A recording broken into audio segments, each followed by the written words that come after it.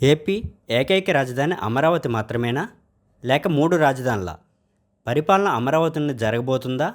లేక విశాఖ నుండా?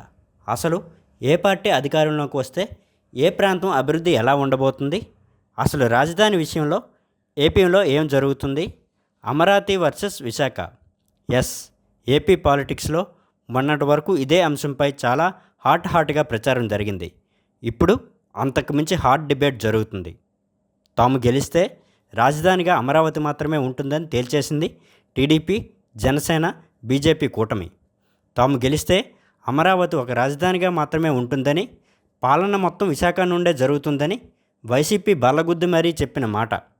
దీంతో జూన్ 4న రాబోయే ఫలితాలతో ఏపీ రాజధానిపై ఓ క్లారిటీ రానుంది. నిజానికి జెండా సభ వేదికగా అమరావతి రాజధానిని టీడీపీ, జనసేన కూటమి ప్రకటించింది. విశాఖ గడ్డపై రాజధాని ఎజెండాను ప్రకటించి ఎన్నికలకు సిద్ధమయ్యారు సీఎం జగన్. మళ్ళీ గెలుస్తున్నాం, విశాఖలోనే ప్రమాణం చేస్తా, విశాఖ నుండే పాలన కొనసాగిస్తా అనేసారు జగన్. అంతేకాదు, ఆయన మళ్ళీ ప్రమాణ స్వీకారం చేసేందుకు ముహూర్తం కూడా ఖరారు చేసుకుంది వైసీపీ. జూన్ 9న వైజాగ్లో మరొకసారి ప్రమాణ స్వీకారం చేస్తానని ఆ పార్టీ నేతలు చెబుతున్నారు. ఇవన్నీ చూస్తుంటే ఎవరు ఎన్ని అవాంతరాలు సృష్టించినా విశాఖను పరిపాలనా రాజధానిగా చేయాలనేదే తన టార్గెట్గా కనిపిస్తుంది. వైసీపీ సర్కార్ ఇప్పటివరకు చెబుతుందేంటి? అమరావతిని శాసన రాజధానిగా కొనసాగిస్తూ విశాఖను పరిపాలనా రాజధానిగా, కర్నూలును న్యాయ రాజధానిగా చేయాలని ఇప్పటికీ దీన్ని సంబంధించిన బిల్లును ప్రవేశపెట్టారు.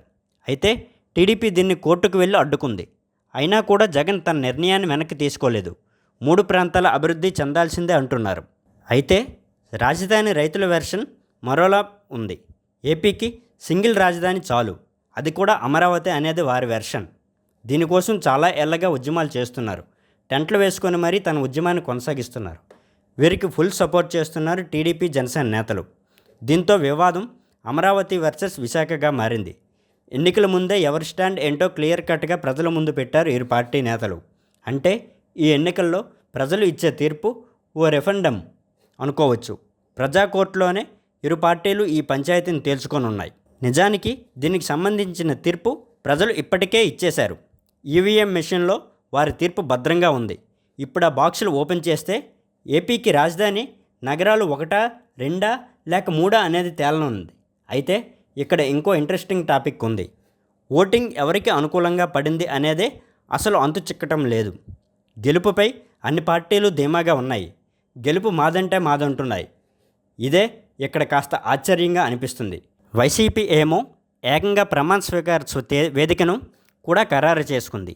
టీడీపీ ఏమో సీఎంగా ప్రమాణ స్వీకారం చేసేది చంద్రబాబు నాయుడే అని ఎన్నికల తర్వాత వైసీపీ అడ్రస్ గల్లంతే అంటుంది. అయితే ఎవరు చెప్పేది నిజం, ఎవరు చెప్పేది అబద్ధం? ఏపీకి ఏకైక రాజధాని అమరావతి మాత్రమేనా? లేక 3 రాజధానుల్లో అమరావతి ఒకటిగా ఉండబోతుందా? ఈ ప్రశ్నల అన్నింటికీ సమాధానం జూన్ 4న తేలనుంది.